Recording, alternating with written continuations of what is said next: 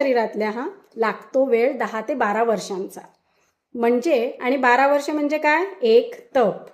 आणि आपण वटपौर्णिमेला काय पूजा करतो की मला 7 जन्मी हाच नवरा मिळू दे. म्हणजे 12 गुणिले 7 किती झाले, 84 है ना. आणि आधीच्या काळी तुम्ही बघितलंय का हो, लग्न कधी व्हायची मुलींची, 16व्या वर्षी कौमार्य अवस्थेत, होय ना. मग 84 अधिक 16 झाले 100 वर्ष. म्हणजेच खरं कारण काय माहिती का वटपौर्णिमेचं, की असं म्हणतात की आपण काय पूजतो वडाला, काय मागतो, की माझ्या सत्यवानाचं किमान 100 वर्ष आयुष्य असू दे रे बाबा, हे मागतो आपण. आणि आता तुम्ही म्हणाल की 7 जन्मासाठी आम्हाला तर बुक करायचं आहे, करा ना बुक, कोणी नाही म्हटलंय.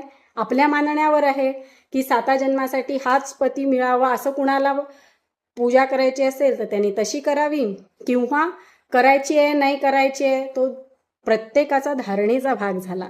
तुम्ही काय मानता, तुम्हाला काय पटतं, रुचतं, आवडतं, हे ज्याचं त्यांनी करावं. मी एक छोटासा प्रयत्न केलाय की खरं काही शास्त्रीय कारण आहे का हे बघण्याचा. तर माझ्या मते तरी त्याचं शास्त्रोक्त कारण हेच आहे. आता पटलं तर घ्या, नाही तर सोडून द्या. पण गोष्ट रोचक आहे सत्यवान आणि सावित्रीची. म्हणजे लहानपणी वगैरे तर मला भयानक आवडायची, जेव्हा असं आजी वगैरे माझी सांगायला बसायची ना, आम्ही सगळी पोरं पोरी मस्त म्हणजे ऐकायचो त्या गोष्टी, मजा यायची.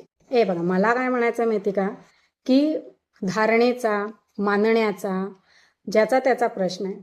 पण पुढच्या पिढीच्या सावित्रींना जर आपापले सत्यवान पुढच्या 7 जन्मासाठी बुक करायचे असतील तर त्यासाठी आधी वड लागतील, हो की नाही. मग त्यासाठी तरी किमान 2-2 वड आपण लावूया ना. की असं समजा झालं की त्यांना करायचेत बुक आपापले सत्यवान, तर किमान वड दिसू द्यात त्यांना.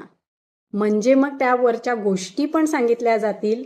आणि या आपल्या चालत आलेल्या गोष्टी आजीकडून आपल्याला, आजीकडून आईला, आईकडून आपल्याला, असं तर आपल्याकडून पुढच्या पिढीला जाणार आहेत. तर आपणच असणार आहोत त्यांना या सगळ्या गोष्टी शिकवण्यासाठी.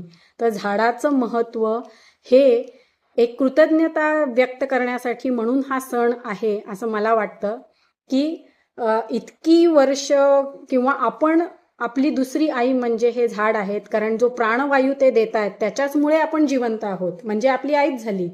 तर त्याच्यासाठी थँक्यू म्हणण्याचा हा सण आहे. तुम्ही पण नक्की माझ्यासारखं यावेळेस वडाचे झाड नक्की लावा. वडाचे नाही तर इतर कोणतेही झाड लावा, पण भारतीय वंशातील लावा. ठीक आहे. कसा वाटला व्हिडिओ नक्की कळवा तुमचा अभिप्राय. भेटूया पुढच्या व्हिडिओत.